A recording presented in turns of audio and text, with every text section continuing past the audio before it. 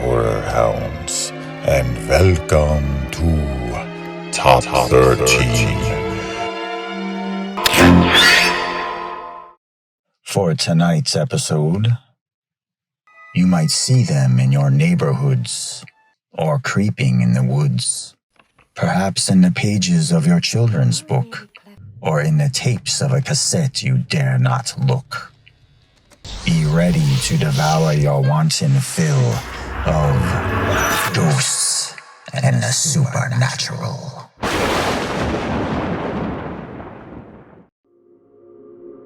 In this 1976 classic from Brian De Palma, Sissy Spacek portrays poor sheltered Carrie White in arguably her most memorable film.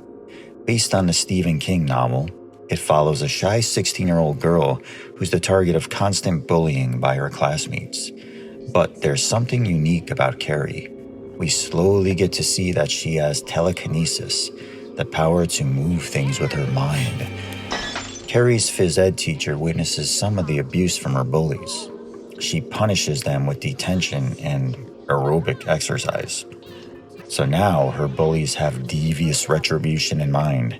They're going to set her up for complete embarrassment and humiliation at the senior prom, leading up to one of the most iconic scenes in horror. This film is one that never gets old. It's got a great message, and it came in a great horror decade, the 1970s. The cast is a who's who of 70s and 80s horror and sci-fi, including William Katt from House, PJ Soles from Halloween, Nancy Allen from RoboCop, Amy Irving, and of course, Johnny freaking Travolta. But my favorite performance has got to go to Piper Laurie as Margaret White, portraying the loony, possessive mother who takes the Bible just a little bit too serious. She absolutely nailed this character. First sin was intercourse. I didn't sin, Mama. No, say it. I didn't sin, Mama. First sin was intercourse. First sin was intercourse. First sin was And intercourse. the first sin was intercourse, Mama.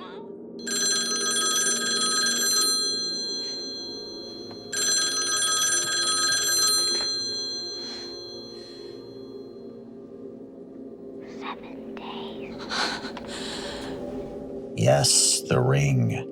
In this clever little modern horror from 2002, Rachel Keller, played by Naomi Watts, is a journalist who tries to investigate the mysterious and ghoulish death of her niece in one of the most creepy and memed images you could not get out of your head. Her investigation leads her to a remote cabin that her niece visited, discovering a rumored cursed VHS tape. And you guessed it, Rachel watches the tape. The images in the video are creepy, gruesome, and disturbing, something the whole family can enjoy. But once the video ends, Rachel gets a call with a whisper of just 2 words. 7 days. As the week passes, Rachel begins to suffer strange events. Meanwhile, both her son and her son's estranged father have also watched the tape and are also suffering from similar bizarre occurrences. Her investigation leads her to the source of the images on the tape, including a little girl named Samara and her mother who committed suicide in the video. We later find out what really happened to Samara and the true nature of the curse.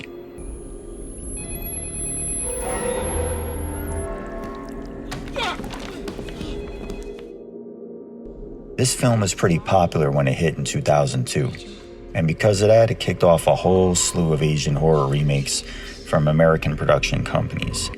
We had this one, which is a remake of 1998's Ringu, Ju-on the Grudge, One Missed Call, Dark Water, and The Eye. For me personally, I love Asian horror, typically more than their American remakes, but in this case, I thought the American remake was actually better. The special effects in this version, I felt, really enhanced the story from its Japanese counterpart.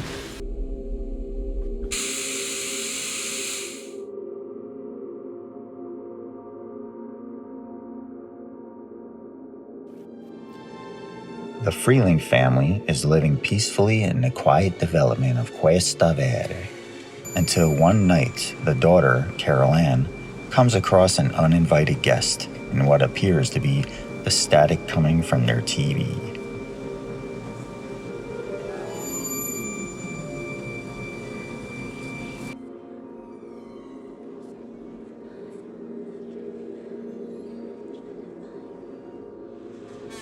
This is where we're introduced to one of the most classic movie lines in horror. They're here. The following days are filled with strange yet innocent events. Events take a turn for the worse when the supernatural force gives life to a gnarled tree outside of the kid's bedroom window, grabbing the son Robbie in its branched claws.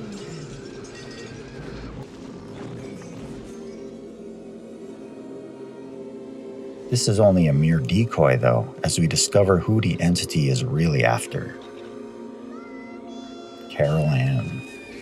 Soon after, she is devoured through a portal opened through the closet. The family discovers that she is in another ghostly dimension, and the only way they can communicate is through the staticky image on their TV set.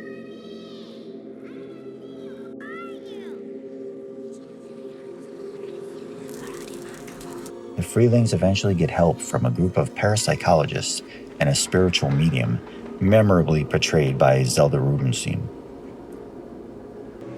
A terrible presence is in there with her. So much rage, so much betrayal. Without giving too much away here, the group finds out that there are numerous spirits caught in a limbo, lingering in the house, but also a much more dark and sinister presence. From here on out, it's a wild and exciting ride of suspenseful action and cutting-edge special effects, especially for its time. Poltergeist was a collaboration of two prominent directors, the infamous Steven Spielberg and Tobe Hooper of the original Texas Chainsaw Massacre. And aside from the controversy about this film being cursed, there's also a lot of controversy about who the actual director was. A clause in Spielberg's contract prevented him from directing due to his filming of E.T. at the time, but some of the actors claim that Spielberg called all the important shots, while others claim Hooper was on set every day, directing a majority of the film. Whatever the case, it turned out to be a stellar film. It's got that PG feel-good style of a Spielberg film, yet some darker, more raw elements you'd find in a Hooper film. The Others is one of those slower, atmospheric type of ghost stories. It stars Nicole Kidman as Grace Stewart, a mother of two children who have a rare disease that makes them sensitive to light. They live in a remote cottage in the 1940s, just after World War II. Strange sightings start to appear around the house. The daughter, Anne, witnesses what appears to be a whole other family roaming around at different times of the day. Even Grace hears footsteps, voices, and various other hauntings coming from different parts of the house. There's a new housekeeper that claims to have worked there previously, Miss Mills. She seems like an honest woman, but we soon find out she knows a little secret about what's really going on. There's quite a few other odd happenings. Grace hears the piano playing by itself, she finds a photo album of portraits mourning the dead, and we see Grace's husband arrive out of nowhere in a seemingly befuddled state. The only problem is he's supposed to have died in the war. In the end, we eventually find out the real mystery of the link between Grace's family and the Others. Check this out if you want a real mellow, low-key ghost story that barely relies on any special effects.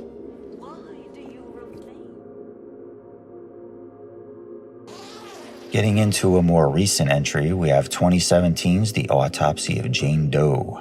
In this supernatural thriller, Tommy and his son Austin are working one night in their funeral home when the sheriff arrives with the mysterious body of Jane Doe. The sheriff tells the coroners that he needs a cause of death by morning, as the body was at the scene of a bloody multiple homicide. It's gotta be tonight. Okay. But after Tommy and Austin start to perform their autopsy, they're riddled with confusion.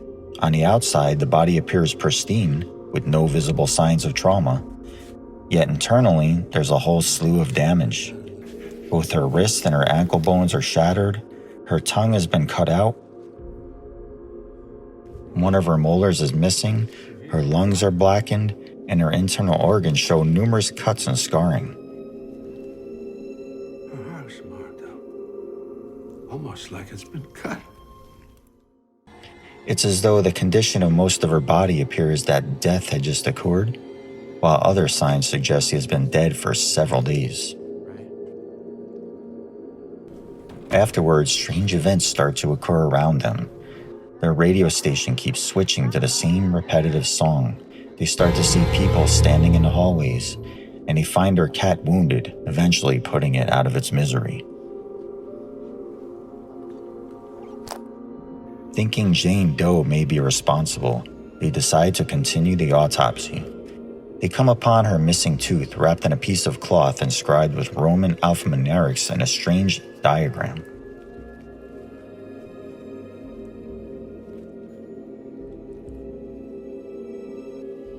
Suddenly, the lights explode, the other corpses go missing, and all hell breaks loose. After more chaos, they are certain at this point that Jane Doe is responsible.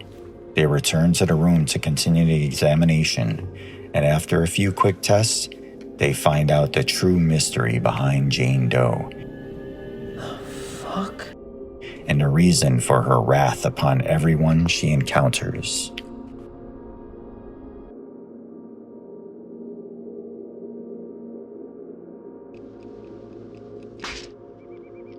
In this classic creepy ghost story from the legendary John Carpenter, the small coastal town of Antonio Bay, California, is about to celebrate its 100th year anniversary.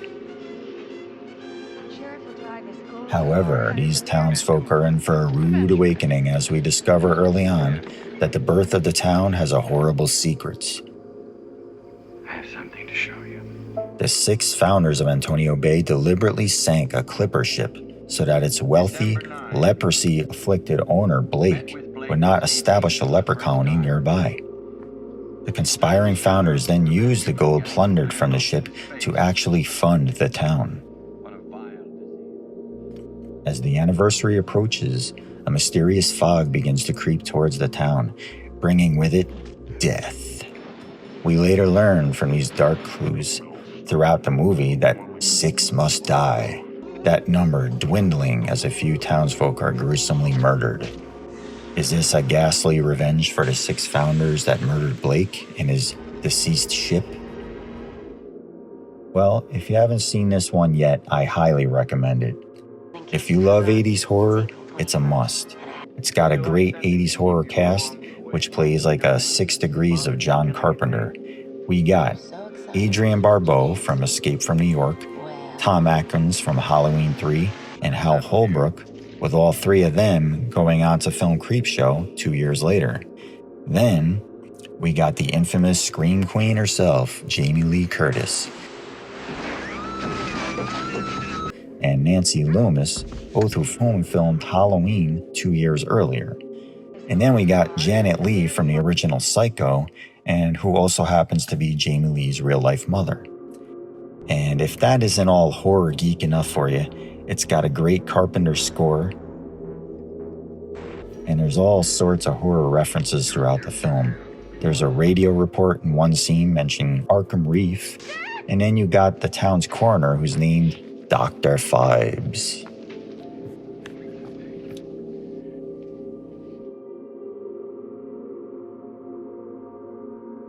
In this 2001 horror adventure, widower and financially strapped father of 2, Arthur, inherits a mansion from his ghost hunter uncle, who apparently was killed in the home by a spirit named Juggernaut.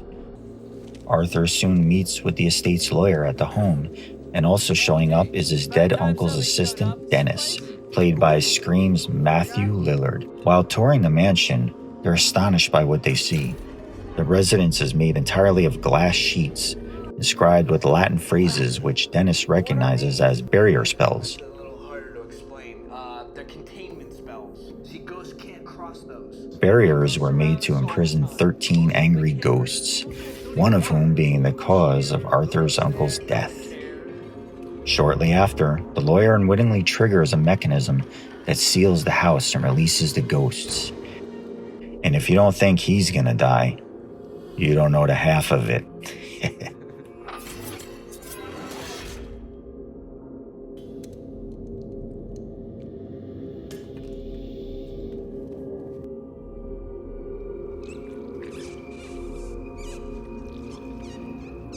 After the mansion starts going nuts with glass sheets periodically opening and closing, creating a see-through maze of sorts, Arthur realizes he's got to get the kids and get the hell out. Dennis reveals his spectral glasses that allow the wearer to see the supernatural realm to avoid the ghosts.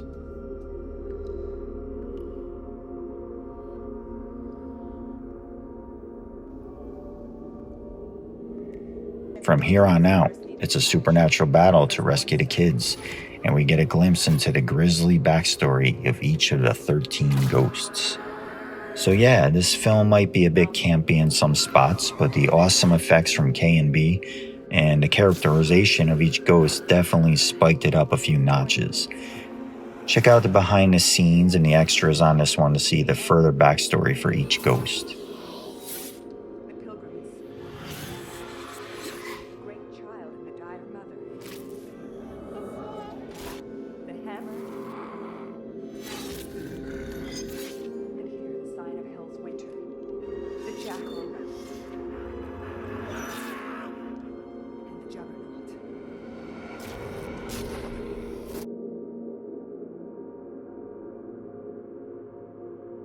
Well, you knew we'd eventually have to get to a film supposedly based off of true events, and the original 1979 Amityville Horror is probably one of the most memorable.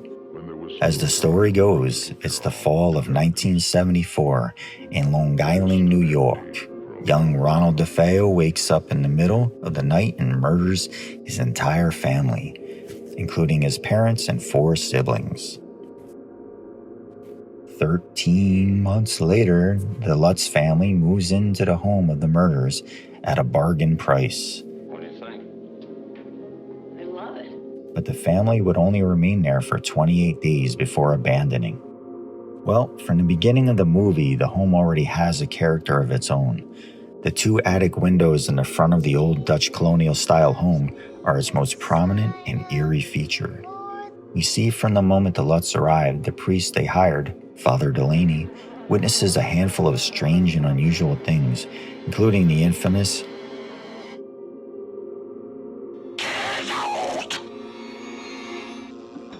Then after, only a short time at their new place, the entire family, George, Kathy, and the 3 kids, all endure a whole handful of allegedly strange and traumatic events. The babysitter gets locked in a closet, one of the sons gets his hands crushed in the window, the daughter has an imaginary friend named Jody, glowing eyes appear from the 2nd-story window, George wakes up at the same mysterious time every night. Hell, even the dog Harry is seeing things, which turns out to be a secret room in the basement.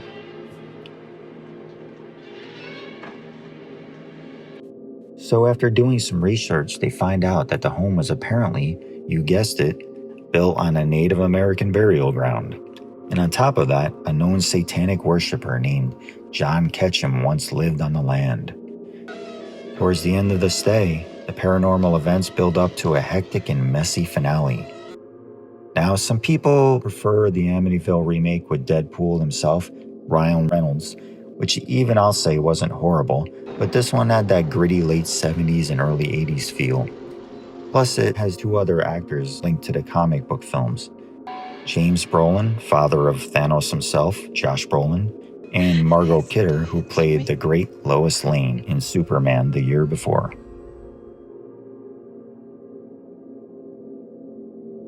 And now we come to Silent Hill, the 2006 film adapted from the 1999 video game by Konami.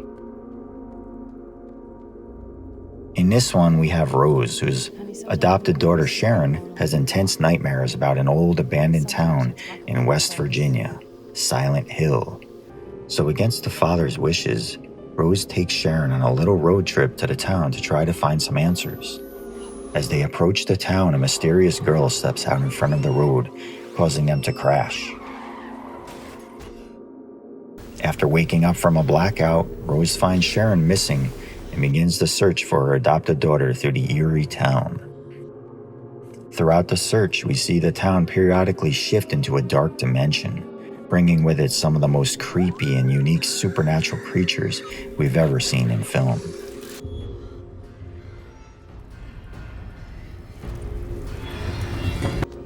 On top of that, we have a wacky religious cult called the Brethren that's running around causing as much havoc as the creatures.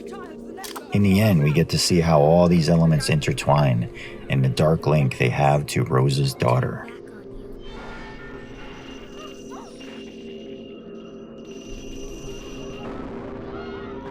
So this film is one of those that I have a bit of a bias for because I'm a huge fan of the game. It's not too high up on everyone's list of top supernatural films, and some of the game enthusiast gatekeepers out there aren't happy with its adaptation. The non-gamer fans may find the story confusing, but if you want a flick that's dark, atmospheric, has a creepy score, and has some really amazing special effects, I highly suggest you take that trip to Silent Hill.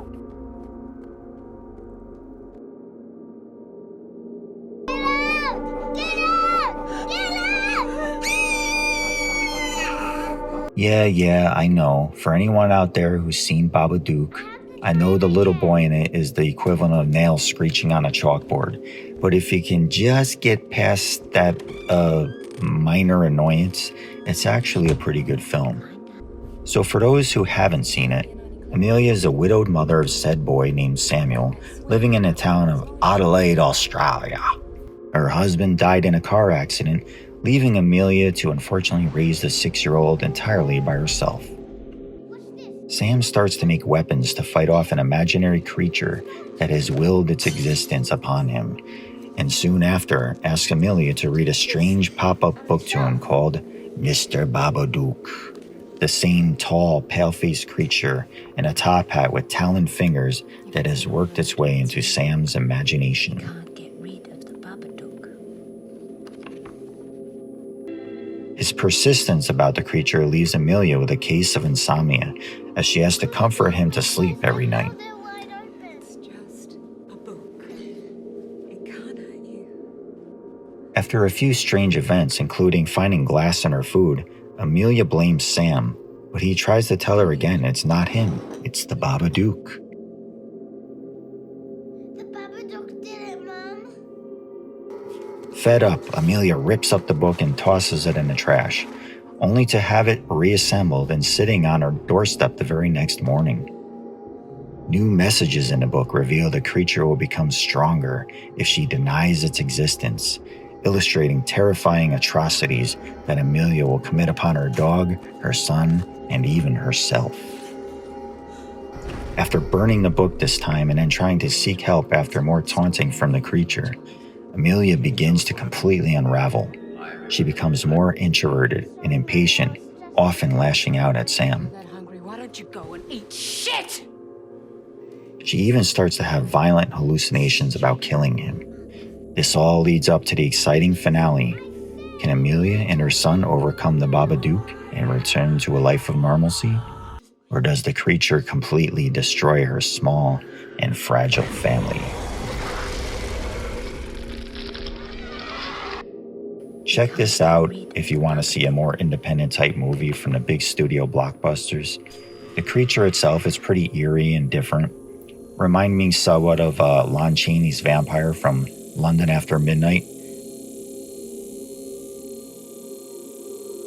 But the other great aspect of the film is how it captures Amelia's slow decay into insanity.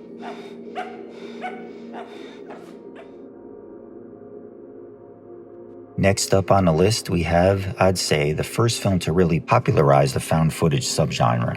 The Blair Witch Project takes place in October of 1994, where we have 3 film students who set out to shoot a documentary in the small town of Burkittsville, Maryland, where the legend of the fabled witch originated.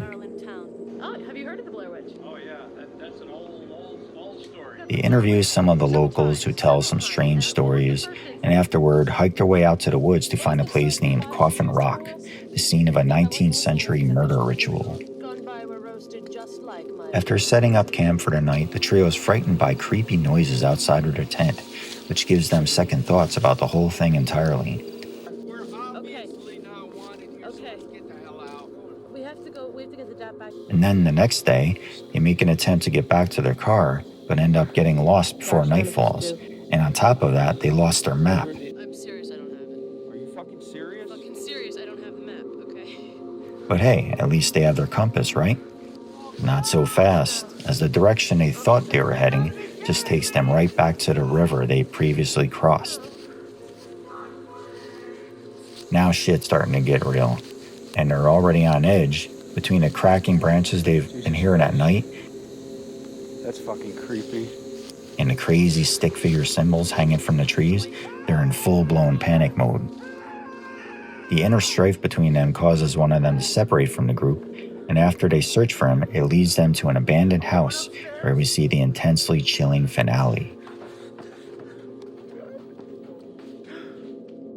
This film really set the tone for many of the found footage movies that would follow, including other franchises like Paranormal Activity and the Rec series. Love them or hate them though, they can be quite entertaining, especially when seeing it in a crowd setting like a movie theater. I'm scared to close my eyes. I'm scared to open them.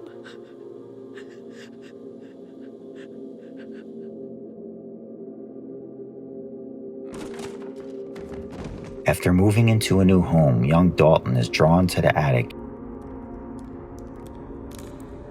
and is literally frightened into a coma. After months of treatment, the parents, Josh and Renai, bring him home to care for, but soon after, you guessed it, paranormal activity starts to occur.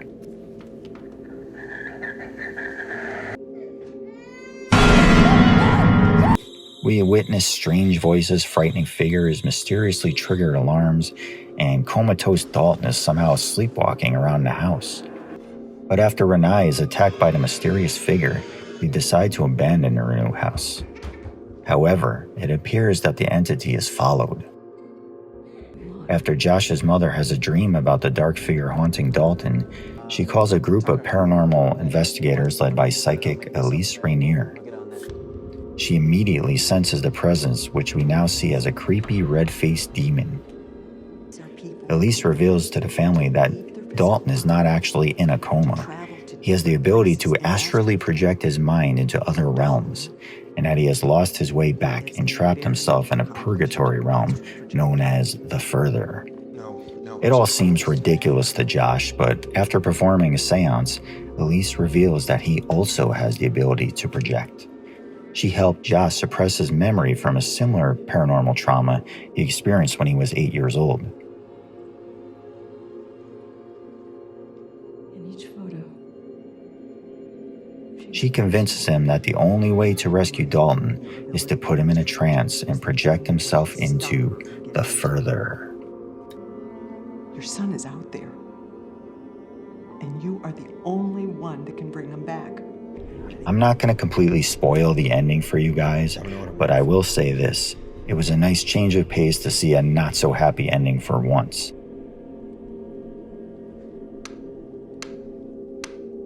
This film was directed by James Wan 6 years after he debuted with his box office hit, Saw.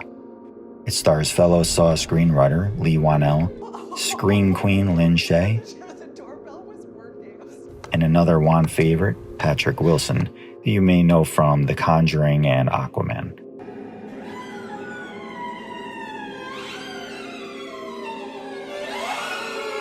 With a frantic violin score and creepy visuals, this is a flick you should check out at least once.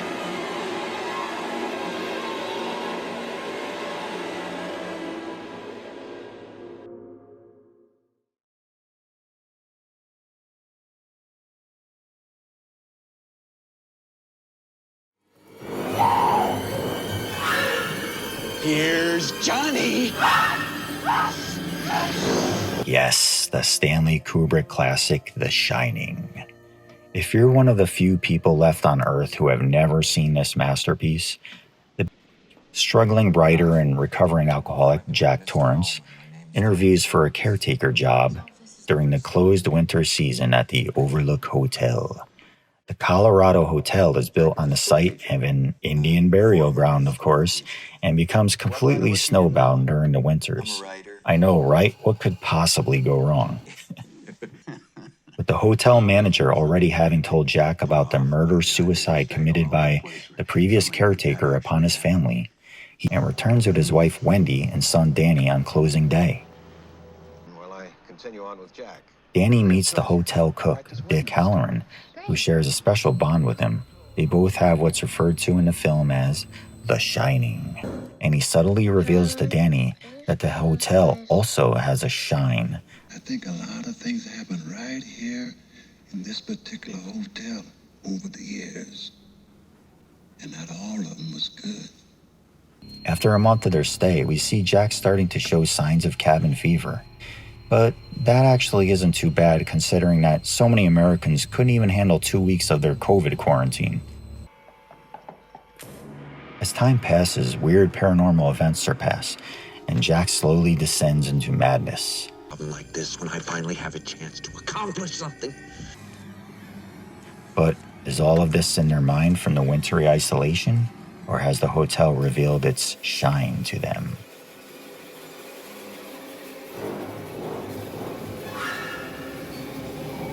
It's an iconic film in the history of horror, and really the history of film itself. The director Stanley Kubrick also filmed A Clockwork Orange, 2001: A Space Odyssey, Full Metal Jacket, and Eyes Wide Shut, all some of the greatest films in history. He's known for his methodical nature, and it was abundantly clear on The Shining. Principal photography took over a year to complete. The infamous bar scene was actually rehearsed for 6 weeks. And the script was constantly rewritten, frustrating the main actors, especially Shelley Duvall, who became severely stressed out working with Kubrick.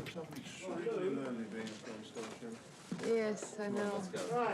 And then there's the performance by the man himself, Jack Nicholson, who actually improvised that oh-so-memorable line that's been instilled into pop culture.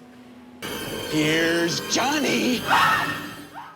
He got it from Ed McMahon's intro to the old Johnny Carson show, for all you youngins out there. On top of all this, the film has an amazing score, with the iconic theme taken from the 13th century Gregorian chant named Dies Irae.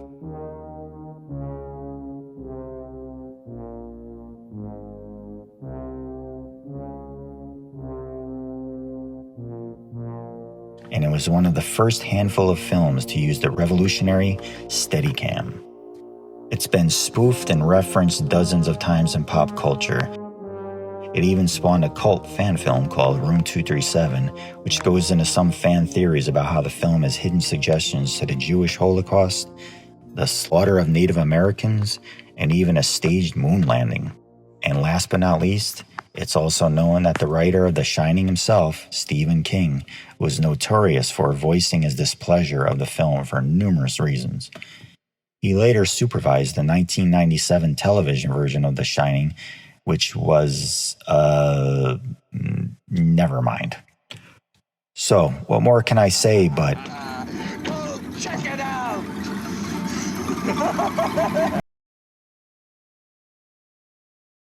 Well, that's it for my first entry of Top 13's Ghost and Supernatural. What do you think of the list? Is there any that you think should be added or any that need to go on the chopping block? Is the video too long and detailed? Should I cut it down? Let me know in the comments below. And if you haven't already, please like and subscribe. Farewell, creeps.